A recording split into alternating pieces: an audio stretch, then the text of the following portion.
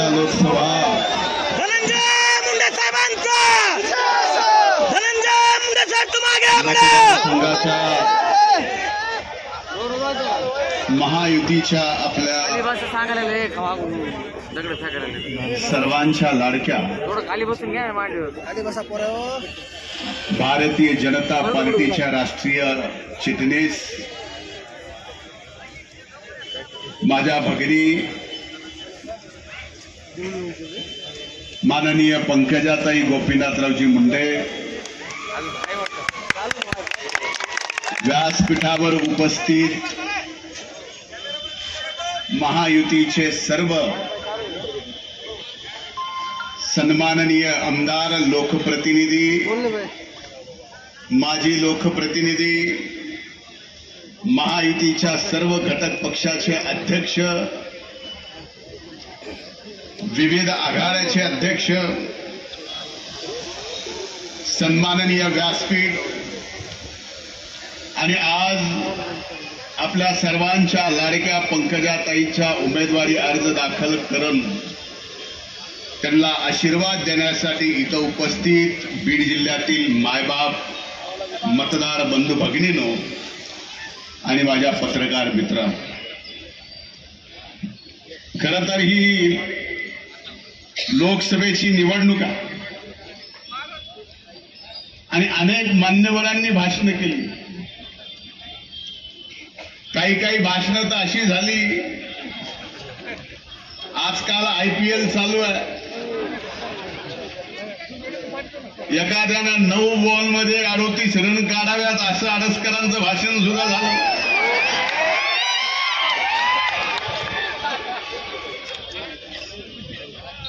आणि सुरेश अण्णा तर देशातून पार जिल्ह्यात आले, तर इथपर्यंत वाट बघू लागलो की जिल्ह्यात कधी येते.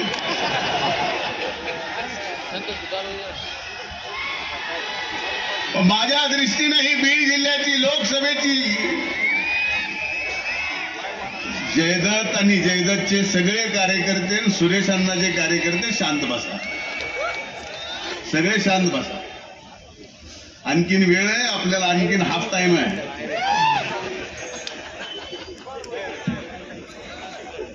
या बीड जिल्ह्याची एक आगळी वेगळी परंपरा आणि आजपर्यंत बीड जिल्ह्याच्या मायबाप जनतेने सांभाळलेली आहे, प्रामाणिकपणाने पाळलेली आहे. या बीड जिल्ह्याच्या लोकसभेच्या निवडणुकीला सामोरं जात असताना खरं तर ही देशाची निवडणूक आहे. हा लोकशाहीचा सगळ्यात मोठा सण आहे.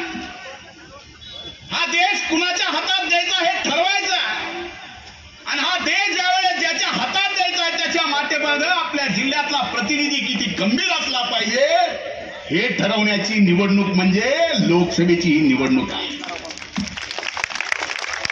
आणि या बीड जिल्ह्याने एक आदर्श निर्माण केला आहे जो या देशात मला वाटत नाही कुणाला सांगता येईल. या बीड जिल्ह्याने पहिल्यांदा 1952 ला रामचंद्र परांजपे ब्राह्मण समाजाचे खासदार या बीड जिल्ह्याने देशाच्या सार्वभौम सभागृहात होते. लखमाजी पाटील धनगर समाजाचे 1957 ला या बीड जिल्ह्याच्या मायबाप जनतेने या देशाच्या सार्वभौम सभागृहामध्ये आपला प्रतिनिधी म्हणून पाठवला. द्वारकादास मंत्री महेश्वरी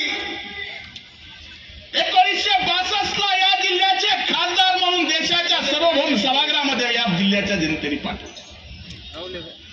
क्रांतिसिंह नाना पाटील साताराहून आले, या बीड जिल्ह्यामध्ये आले. बीड जिल्ह्याच्या मायबाप जनतेने कोण आहेत, कुठले आहेत, कुठून आले, मराठा समाजाचे विचारलं नाही, या देशाचा सार्वभौम सभागृहामध्ये खासदार म्हणून पाठवलं. सयाजीराव पंडित मराठा समाजाचे या देशानं कर्तबगार माणसं या देशाच्या सार्वभौम सभागृहात पाठवली. गंगाधरप्पा बुराडेंचं नाव घेतलंय, केशर काकू क्षीरसागरांचं, बाबासाहेब ठाकरेंचं, पुरा केशवराव क्षीरसागरांचं, रजनीताई पाटलांचं, जयसिंगराव गायकवाडांचं, स्वर्गीय मुंडे साहेबांचं, आमच्या धाकल्या प्रीतमताईचं एकदा नाही दोनदा, आता त्याच्यानंतर माझ्या दृष्टीनं प्रीतमला ताईला जरी ही निवडणूक हलकी वाटत असली उमेदवार म्हणून, पण मला मात्र या जिल्ह्याचा पालकमंत्री म्हणून आणि घरचा आता अण्णा आणि साहेब दोघे नसल्या म्हणून घरातला पालक म्हणून सगळ्यात मोठी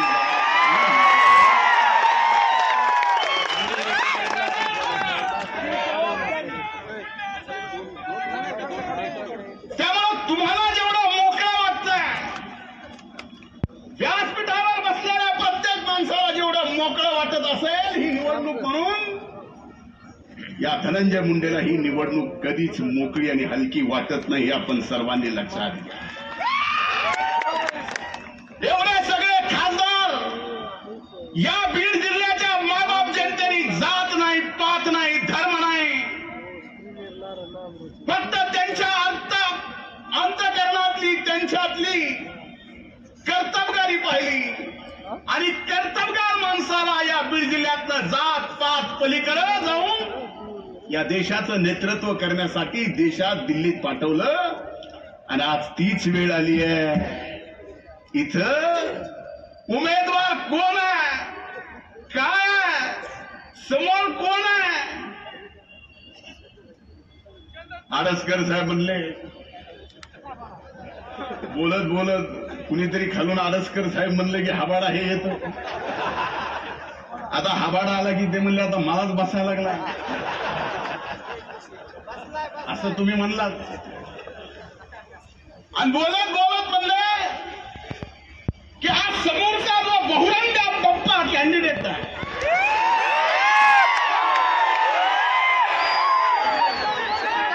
सुरेशांना आपण काहीतरी बोलावं अशी माझी अपेक्षा होती.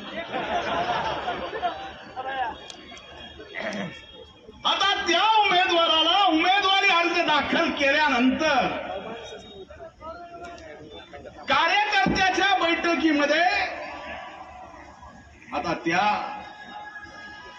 पक्षाच्या राज्याचे अध्यक्ष फार हुशार आहेत, मलाही माहिती आहे, आमच्या पंकजाताईलाही माहिती आहे. ते आले पण उमेदवारी अर्ज दाखल करायला मध्ये आले नाही. आणि त्यांना माहिती आहे की बहुरंग लहानी सोबत पाडलाय तर मोठी सोबत घेऊन यायचा विषय येतो. मुद्दा हा की त्याला त्यांच्या अध्यक्षाच्या समोर आणि कार्यकर्त्याच्या समोर हे खरं आडसकर साहेब छत्रपती शिवाजी महाराजांची शपथ घ्यावी लागली की मी छत्रपती शिवाजी महाराजाची शपथ खातो की मॅनेज कॅन्डिडेट नाही. याचा अर्थ काय?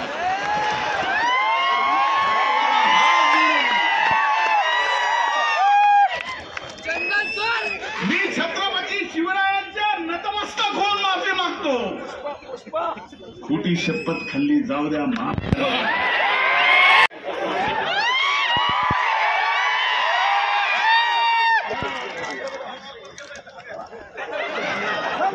नाही, एवढे बी देणार नाही की फॉर्म वापस.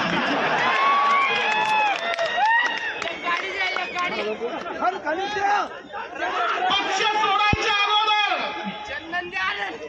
या व्यक्तीने राज्य सरकारकडून आचारसंहिता लागायच्या 2 दिवस अगोदर, पक्ष प्रवेश करायच्या 2 दिवस अगोदर महायुतीच्या सरकारकडून सोलापूरच्या आणि केजच्या दोन्ही कारखान्याचं एक्सटेन्शनचं प्रपोजल 8 तासात मंजूर करून घेतलं.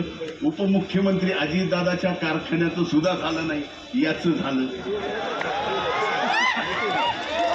आणि तरी ह्यांनी बहुरंगपणा केला.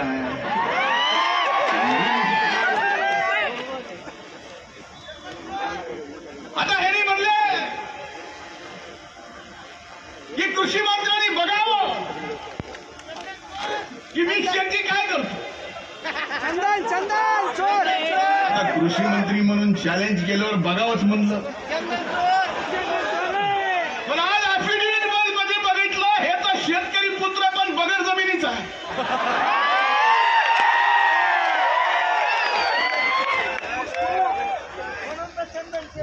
ह्याला जमीनच नाही शेतीची. 28 कोटी आणि जेवढी जमीन आहे तेवढी प्लॉटिंगची.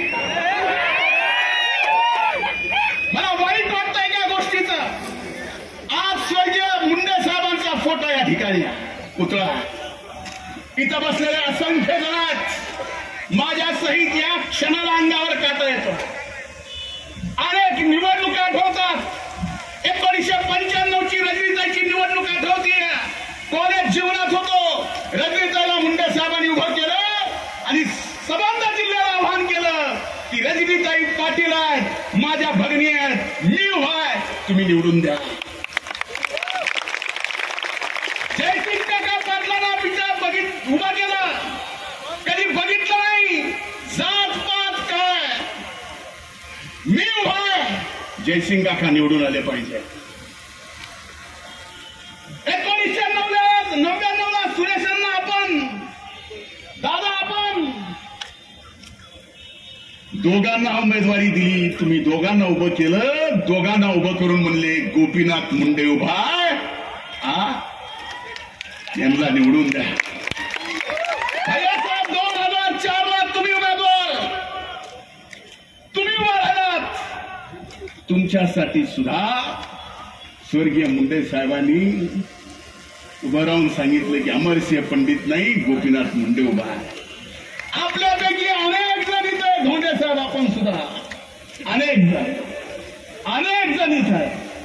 आणि जे मुंडे साहेबांनी केलं आणि त्याच्यानंतर जे झाले त्या ताईंनी या ठिकाणी प्रत्येक वेळेस सांगितलं की मी उभा आहे, लक्ष्मण अण्णाला निवडून द्या, मी उभा आहे.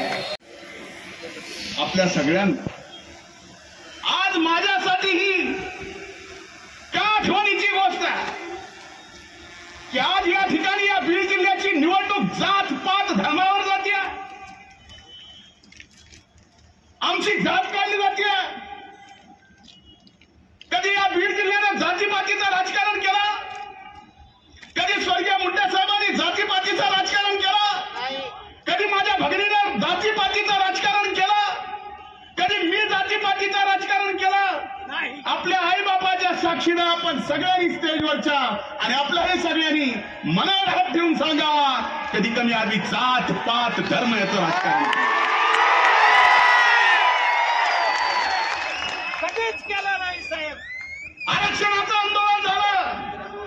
आणि आरक्षणाचं आंदोलन झालं 1998 पासून या मराठा आरक्षणाच्या आंदोलनातला चळवळीतला मी एक कार्यकर्ता आहे.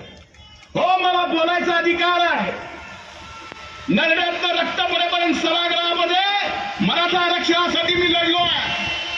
आता आंदोलन झालं ज्याचा उल्लेख केला गेला की निजामकालीन दस्ताप्रमाणे कुणबीचे या ठिकाणी प्रमाणपत्र दिले गेले पाहिजे. सरकारने मान्य केलं. आंदोलकाचा सन्मान केला, समाजाचा सन्मान केला. आणि या ठिकाणी नोव्हेंबर महिन्यामध्ये महायुती की आमच्या मराठा समाजातला गरीबातला गरीब पोरगा ज्याला शिक्षण मिळू शकत नाही, ज्याला पोटाला भाकर मिळू शकत नाही, ज्याला नोकरी मिळू शकत नाही, म्हणून याला हे आरक्षण पाहिजे, म्हणून कुणबीचं प्रमाणपत्र पाहिजे.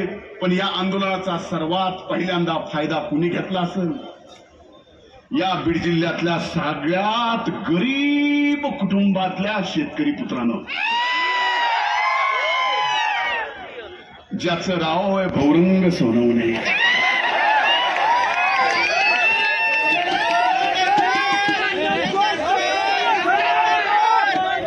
हा नोव्हेंबरचा GR आहे. प्रमाणपत्र द्यायला चालू झालं. हे एवढा गरीब आहे, एवढा गरीब कारखानदार आहे, एक नाही दोन कारखानदार आहे की ह्याला कुणबीच्या प्रमाणपत्राची गरज पडली. 11 जानेवारीला अर्ज दाखल केला, 14 जानेवारीला कुणबीचं प्रमाणपत्र मिळालं आणि 12 मार्चला केकच्या खरेदी विक्री संघाच्या निवडणुकीत इतर मागासवर्गीय मधून अर्ज भरला.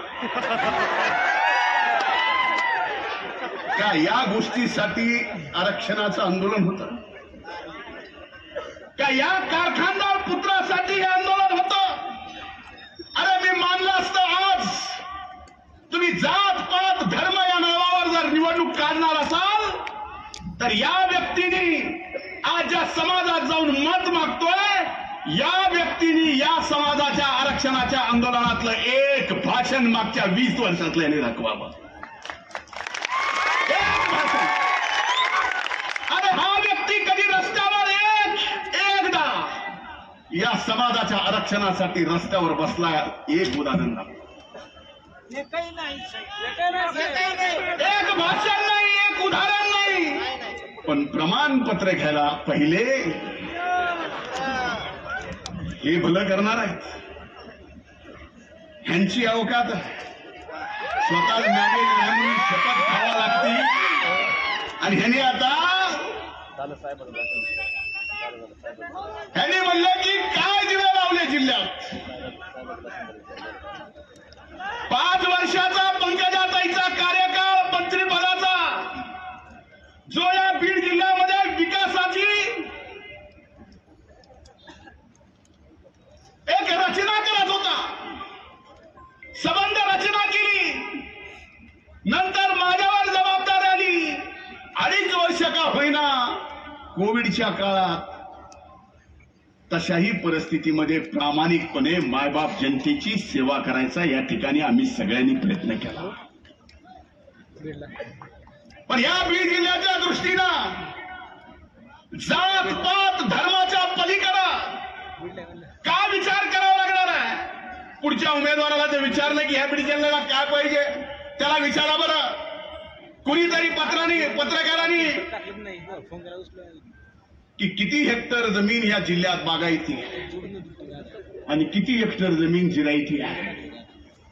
अरे आम्हाला लाज वाटते की हा बीड जिल्हा एवढा मागासलेला की 1,72,000 हेक्टर जमीन फक्त आपली बागायती आहे आणि 7,83,000 हेक्टर आपली जमीन जिरायती आहे. म्हणून 65% आज आपल्या भागातले लोक ऊस तोडायला जातात का?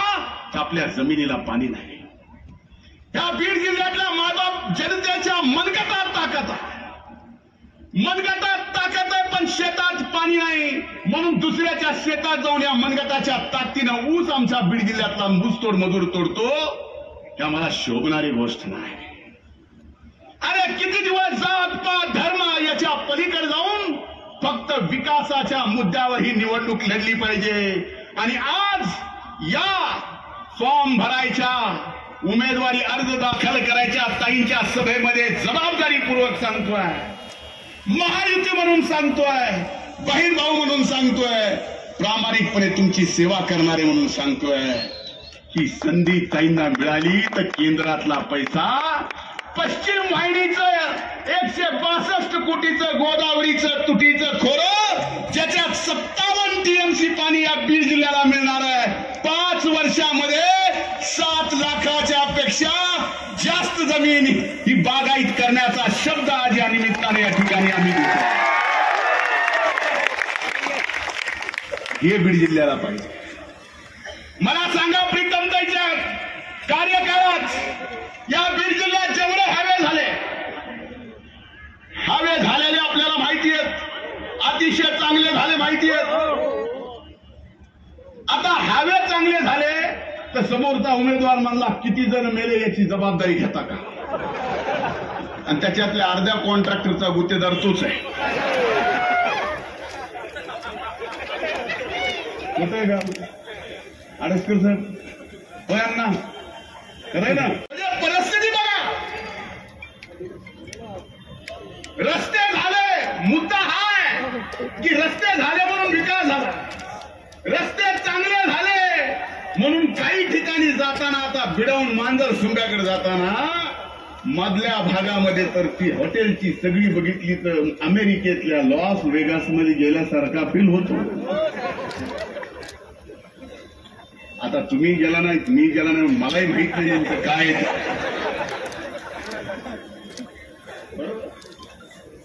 मग मला सांगा, हा रस्ता जाताना हा रस्ता कुठल्या जाती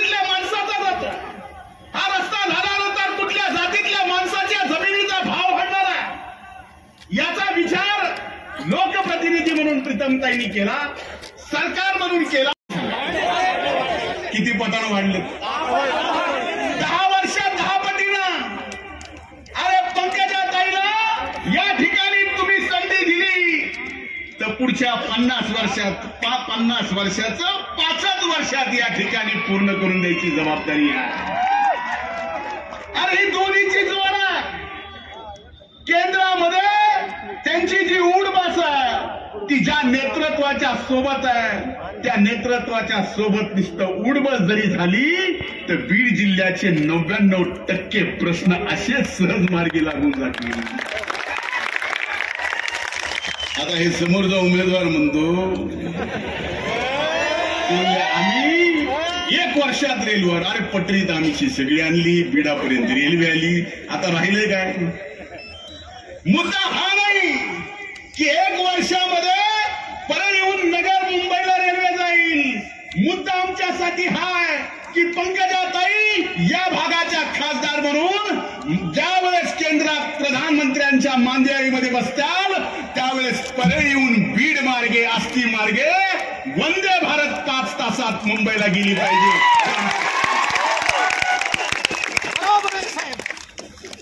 5 तासात वंदे भारत, याच्यासाठी ही निवडणूक आहे. आरक्षण तर मिळालंय, प्रश्न सगळे सुटले, पण इथं मात्र आज एवढ्या खालच्या पातळीनं जात पात धर्मावरती जात आहेत की असं कधी राजकारण मी बघितलं नव्हतं.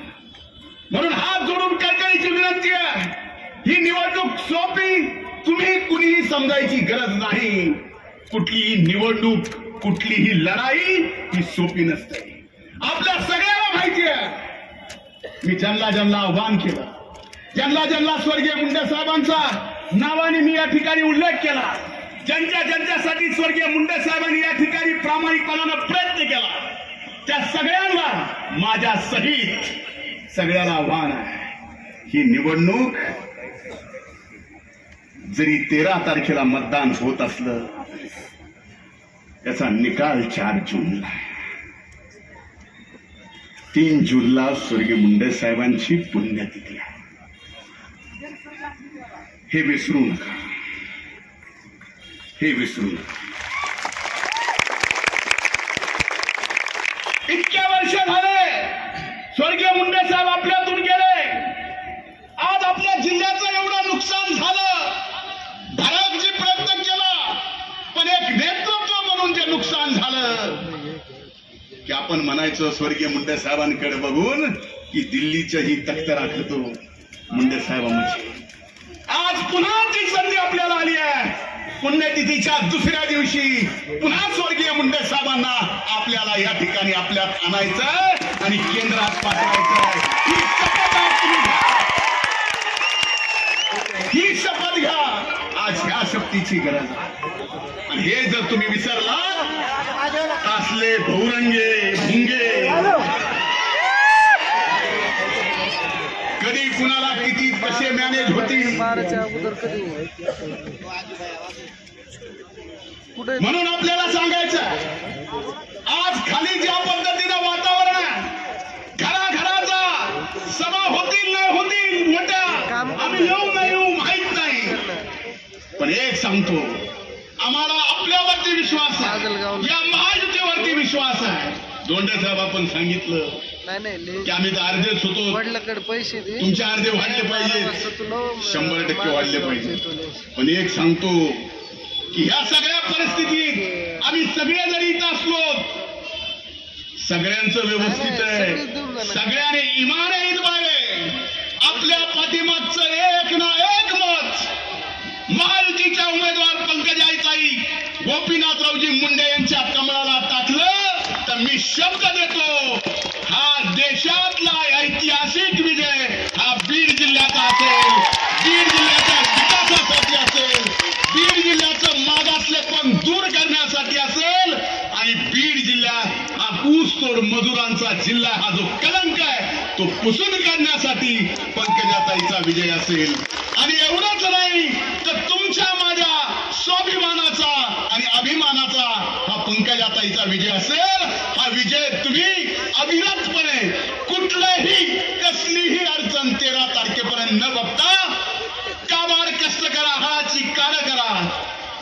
सेवा करायला आहे, पण ही निवडणूक झाल्यावर मी पुन्हा 6 महिने मी आहेच.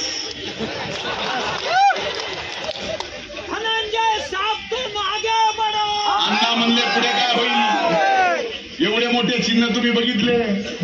खरं तर निवडणूक आयोगाने तिथं चिन्ह लावायलाच ना पाहिजे होते. जिथं बसले होते हे सगळेच बघायला लागले. ते चिन्ह नसते तर तुमचे मनच बिघडले नसते.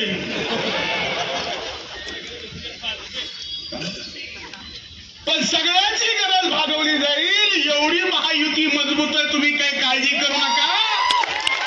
फक्त आपली आपली मतं ताईच्या आपल्या झोळीत टाका. हा भाऊ म्हणून तुम्हाला आज भीक मागतो, एवढी हात जोडून विनंती.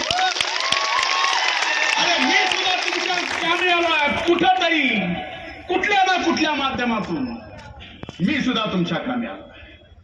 विरोधकांनी सुद्धा जबाबदारीने टीका करावी. जबाबदारीनं. तुम्ही जबाबदारी सोडली तर मला भान सोडायला वेळ लागणार नाही.